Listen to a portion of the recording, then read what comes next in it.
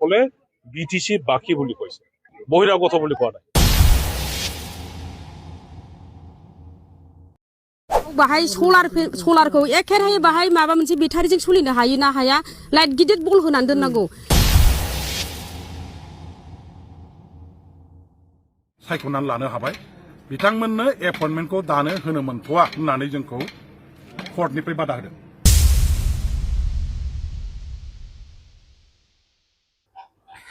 खुलुमबाय रायजोफोर, आरोबाव फिथांखि ब्लग इउटुब चेनेलनिफ्राय रायजो राजा बयनिसिमबो दिनैनि फुंबिलिनि गोजोननाय जासिहरग्रोनाय जाबाय। रायजोफोर, दिनैबो आङो गोसोनि साननायफोरखौहाय शेयार खालामलायनो थाखाय माखासे भिडिअसफोरखौहाय लानानै फैबावबाय। जों दिनै गिबिसिनथारावनो नैबे बिथांनि बुंनायखौ जों ससे खोनासंनानै लाग्रोगोन रायजोफोर। नैथियावहाय आरोबाव बिनि बाथ्राखौ लानानै जोङो नैबे सोलोंथाइ बिफाननि मन्त्रि रुबिराम नार्जारी सारनि बाथ्राखौबो जोङो खोनासंनानै लानोसै। थामथियावहाय आरोबाव रायजोफोर जोङो नैबेनि सायाव एसे सावरायलायगोन, मैदेरजों गाथार जानायनि बाथ्राखौ लानानै। जोबनायाव रायजो राजा नोंथांमोन, सिगांनि डिपुटि चिफ खाम्फा बरगयारी सारा मा बुंदों बेखौबो जोङो एसे खोनासंगोन। बे समाव नोंथांमोना खोनासंग्रो गिबिसिनथारावहाय रिन्जय बर'आ मा बुंनायमोन। Hello, good morning. टेट टिचारनि एपइन्टमेन्टखौ लानानै गोबां मानसियानो मेसेज हरगासिनो दङ। जोंना दाखालि बावै स्क्रिनिं कमिटिनि मिटिं जालांबाय आरो जेसेबां थाब हायो टेट एलपि आरो इउपिनि मेरिट लिस्टखौ होनो थाखाय सावरायलायनाय जाबाय। साननैसो नेबावनांगोन, नोंथांमोना बिनि उनावनो मेरिट लिस्टखौ मोनगोन बा एपइन्टमेन्ट लेटारखौ मोननो हासिगोन। दाखालि बावै अलरेडि बेनि सायाव सावरायनाय जाबाय आरो मिटिंआव बेखौ डिसिसन लानाय जाबाय। Thank you. रायजोफोर, रिन्जय बर'नि खुगानि बाथ्राखौ खोनासंनानै ओरैबायदि दैलो दैलो दैलो दैलो खोनासंनानै जोंनि बर'नि माखासे साख्रि हास्थायग्रा मास्टार डिग्री फरायनानै थाग्रा मानसिफ्रा फोथायनानै दङमोन। जोबोद गोदै गोदै बाथ्रा रायजो राजाफोरनि सिगाङावहाय फोसावदोंमोन। बिथांमोना जानुवारिनिफ्रायनो बुंबोगासिनो दङमोन जे टेट एग्जामनि एपइन्टमेन्टखौ थाबैनो होनाय जासिगोन होननानैहाय। फैयै फैयै 9 मान्थ कमप्लिट जानो थांगासिनो दंबावो, दासिमबो गैया। नाथाय बे समावहाय रिन्जय बर'आ बेसेबां सैथो बाथ्रा बुंदों बेनि सायावहाय रुबिराम नार्जारी सारा दानिया मा फोरमायखो खोनासंदो। बिटिसिनि जोंनि फरायसालिफ्राव टेट उथ्रिसार जानाय बिजाथिफोरखौ साख्रि होनायनि थाखाय जे नायबिजिरनायनि हाबाफारि जादों, बे हाबाफारिया मालांखौनो जोङो फोजोबनानै लानो हाबाय। जोङो एपइन्टमेन्ट होनायनि मोनसे प्रसेसआव दंबाय थायो। खिन्थु खाफाल गाज्रि बाथ्राया जाबाय, थांनाय इउपिपिएलनि आमोलावनो सुप्रिम कर्टआव मोनसे केस दङमोन निउसफोरनि जायफोर केन्डिडेटफोर, बे निउसनि डिग्री लानाय क्वालिफाइड जायफोर माने केन्डिडेटफोर बिथांमोनहा माने 2024 ना मालाब्लानो थांनाय इउपिपिएल सरकारनि आमोलावनो बिथांमोनहा सुप्रिम कर्टआव केस होनानै दोनदों आरो गुवाहाटीयाव हाइकर्टआव केस होनानै दोनदोंमोन। आरो गुवाहाटीनि हाइकर्ट सुप्रिम कर्टआ जोंनो मोनसे बिथोन होदों जे सुप्रिम कर्ट आरो हाइकर्टनि केसआ डिसमिस जायागौ माने बिटिसि सरकारा टेटनि जायफोर क्वालिफाइड अलरेडि भेरिफाइड जायफोरखौ जों नायबिजिरनानै फोजोबबाय, मोनथावथाव केन्डिडेट हिसाबै जायफोरखौ जों दा सायख'नानै लानो हाबाय, बिथांमोननो एपइन्टमेन्टखौ दानो होनो मोनथ'आ होननानै जोंखौ कर्टनिफ्राय बादा होदों। दा बै समावनो आं बुंखादोंमोन, रिन्जय बर'आ सोलोंथाइ बिफाननि मन्त्रि ना रुबिराम नार्जारी सारा सोलोंथाइ बिफाननि मन्त्रि। मानो होनोब्ला रुबिराम नार्जारी सारा ससियेल मिडियायावहाय खुगाखौनो बेखेवखायाखै। बिसोरो मिथिखागौ साख्रिया जाखाया। दिनै जों मा खोनाखो रुबिराम नार्जारी सारनि खुगानिफ्राय? टटेलि जोंनि बर'नि टेट एग्जाम होनानै दोननाय माने साख्रि बिग्रा मानसिफोरखौहाय, साख्रि होसोग्रा मानसिफोरखौहाय, मास्टार जानो गोसो जानाय मानसिफोरखौहाय आलु बानायनानै दोनबाय बिपिएफ पार्टिया। मिथिबायना रायजोफोर? टटेलि थगायनानै दोनबाय। जानुवारिनिफ्राय लानानै दिनैसिमहालागैबो रिन्जय बर'नि खुगानि रावखौ खोनासंनानैनो रायजो राजाफ्रा BPF पार्टीनोहाय भट होबाय सोरबा बिक्रम दैमारिनि रावखौ खोनासंनानैनो BPF पार्टीनोहाय भट होनानैहाय देरहानायनि खाबु होबाय ना दिनै जों नुबाय टेट एग्जामनि एपइन्टमेन्टआ जाथ'आ आरो साख्रिखौनो मोनथ'नाय नङा मा जाखो बेलाय रायजोफोर दा माबायदि मोनखो जोंनि बर'नि मास्टार डिग्री फरायनानै थानाय न'खरनि मानसिफोर आरो जायहा इमप्लय जानो गोसो दङमोन मास्टार जानो गोसो दङमोन नोंथांमोना बे समावहाय मा कमेन्ट होनो सानो टटेलि थगायबाय रिन्जय बर'आ दा रिन्जय बर'खौहाय नोंथांमोना मा बुंनो सानो आंथ' सिगांनिफ्राय बुंबोगासिनो दंखायो रिन्जय बर'आ सासे फालतु मानसिसो मिथिबायना बिथांमोनानो जोंनि बर' जाथिनि गेजेरावहाय मानो बर' रायजो राजाफोरखौहाय आनब्लेक खालामनानैहाय भट बिग्राफोर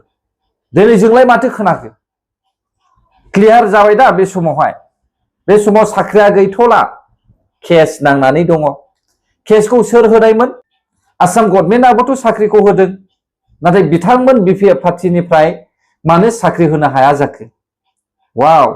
रायजो राजा नोंथांमोन पलिटिक्स रायजोफोरखौ थगायनायनि मोनसे नाटक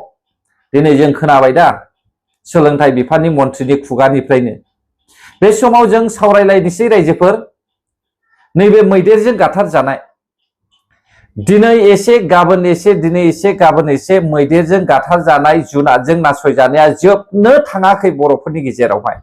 बर'फोरनिल' नङा हारसाफोरनि गेजेरावबो नाथाय बांसिन जोंनि बिटिआरआव बे जाथाया जादों मानो जादों मिथिगौना रायजोफोर जाय जायगायावहाय मानसिया न' लुनानै थादों बे जायगायावहाय मैदेरा गेलेयोमोन जाय जायगायावहाय मानसि थाहैबाय बे जायगायावहाय मैदेरा दंफां लाइफांनि फिथाइ सामथाइ जानानै थायोमोन बेनिखायनो बिथांमोना गावसिनि गारनानै थांनाय जायगाखौहाय बिसोरो सम सम नायफैयो दा बेखौ होबथानांगौब्ला माबोरै होबथागोन सरकारा जेसेबांनाखि हाग्राखौहाय बेंनानै दङ बे बेंनानै थानाय बाउन्डारिखौहाय फेन्सिं खालामनानै होनांगोन जाहाथे मैदेर ओंखारनो हाया हाग्रानिफ्राय बे खामानिखौ जेब्लासिमहालागै मावा अब्लासिमहालागै बर' जातिनि हाग्रा ओनसोलाव न' लुनानै थाग्रा मानसिफ्रा सानसे नङा सानसे बेबायदिनो साफा मैदेरजों नासयजागोन जुनारजों नासयजाबाय थागोन ना गोरोन्थि नामा आंनि बुंनाया रायजोफोर अब्ला रायजोफोर नोंथांमोना बेफोरखौ मिथिखागौ दा नोंथांमोना हाग्रा बिफाननियावहाय रिक्वेस्ट खालामदो फेन्सिं तार बानायनानै होनो थाखाय जेसेबांनाखि फरेस्टआवहाय हाबनानै दङ हाग्राया बे मानसि थानायनिफ्राय 2-3 किल'मिटार गोजानावहाय बेखौहाय बाउन्डारि होनो थाखाय रिक्वेस्ट खालामदो साफ्रोमबो रायजो राजाया अब्लानो मानसि बुथार जानाय जुनारजों नासयजानायनिफ्राय रायजो राजाफ्रा रैखा मोनगोन अब्ला रायजोफोर जोबनायाव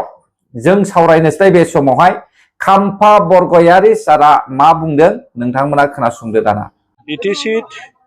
বিটিচি চুক্তিত লিখা আছে এইটো আমি বড়োসকলে কোৱা নাই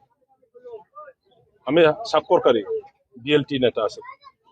আমি লিখি লোৱা নাই আমি লিখি দিয়া নাই এইটো আসাম চৰকাৰে লিখিছে ভাৰত চৰকাৰে লিখিছে তে 2003 চনৰ 10 ফেব্ৰুৱাৰীলৈকে যিসকলে আছে ইয়াৰ জাতি ধৰ্ম উল্লেখ কৰা নাই যিসকলে আছে বুলি কৈছে ইয়াত মুছলিম থাকিব পাৰে বঙালী থাকিব পাৰে বড়ো থাকিব পাৰে নেপালী ৰাজবংশী গাৰো ৰাভা সূত্ৰধৰ সব জাতি গোষ্ঠী থাকিব আদিবাসী গতিকে 2003 চনৰ 10 ফেব্ৰুৱাৰীলৈকে যিসকল আছে তেখেতসকলে BTC বাকী বুলি কৈছে বহিৰাগত বুলি কোৱা নাই তেখেতসকলে BTC বাকী মানে ভাৰতীয় নাগৰিক হয় না নহয় BTC বাকী ভাৰতীয় নাগৰিক হয় না নহয় গতিকে সেই লাইটতহে আমি BTCয়ে কাম কৰি আছো যিয়ে নাজানে যিয়ে মানে এই চুক্তিৰ স্পিৰিট দি কাম কৰিব বিচৰা নাই তেখেতসকলে বিভিন্ন ধৰণৰ কথা ক'ব আৰু যিয়ে BTC চুক্তি ভাল নোপোৱা মানুহবিলাকতো আছে না আগৰে পৰা তেনেকুৱা এজেঞ্চি তেনেকুৱা ব্যক্তিবিলাকে আমাৰ সমাজত বিভিন্ন ধৰণৰ মানে উচতনি দি পেলাই নিজৰ মাজত দ্বন্দ্ব যেন হয় কন্ট্ৰাডিকশ্যন যেন হয় কাজিয়া যেন হয় এইবিলাকো কৰি আহিছে बे भिडिअखौ लानानै आं बेखौनो बुंनो सानदों